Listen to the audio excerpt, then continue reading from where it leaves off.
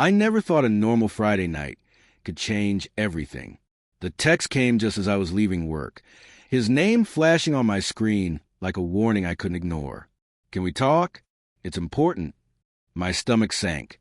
I'd felt it before, the little dissonances, the tiny cracks, but I had ignored them, hoping it was nothing. Maybe it was. Maybe it wasn't. For weeks, I had noticed the small things. His phone would buzz constantly, and he'd quickly flip it over.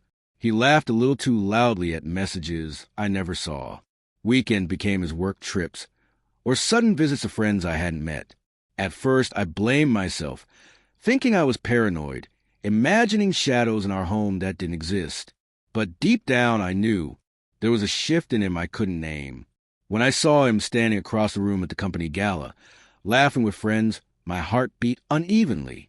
That smile, the one that once made me feel safe, now felt foreign, almost mocking.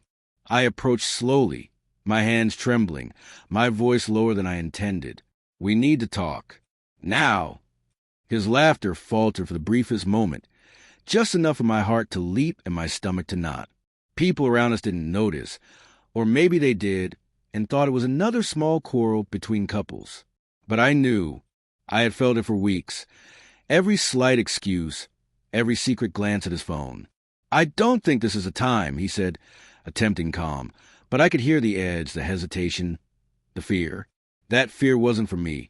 It was for what I discovered.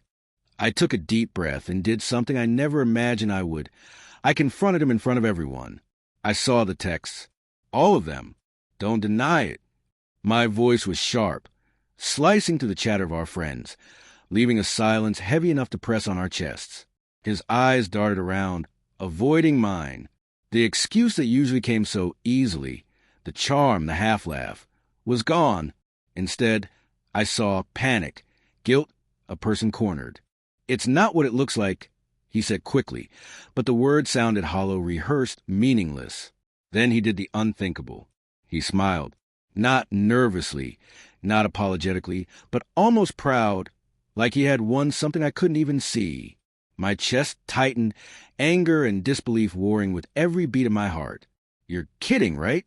You think this is a joke?" I whispered, voice cracking.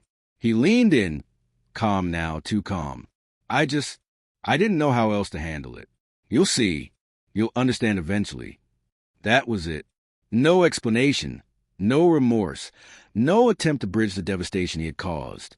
Just those words and a quiet arrogance that made my blood run cold. I turned away, swallowing the bile of betrayal, the suffocating grief that burned behind my eyes. Memories flashed, our first date, late-night drives, the quiet mornings with coffee in our hands. Every moment now felt tainted, every laugh a little hollow, every touch a lie. I wanted to scream, to beg for answers, but I couldn't. The betrayal was too complete. I left the gala quietly, letting the night swallow me, my fingers trembling as I gripped my coat. The streets were empty, yet crowded with memories. I realized painfully that trust doesn't break quietly. It shatters with echoes that follow you everywhere. Later, I learned more. Hidden messages, photos he thought I'd never see, excuses that made no sense. It wasn't about me. It was never about me. And in that truth, I found something unexpected, a small, fierce clarity. I could hate him. I could mourn. I could feel everything. But I could also choose myself. I never confronted him again. Some wounds don't need words. They need distant silence, and a reclaiming of the life that was almost stolen. That night, in the quiet of my apartment, I allowed myself to grieve, to rage, to remember the man I loved and the man I never truly knew. And then I let go, because the last thing he should ever control was my peace.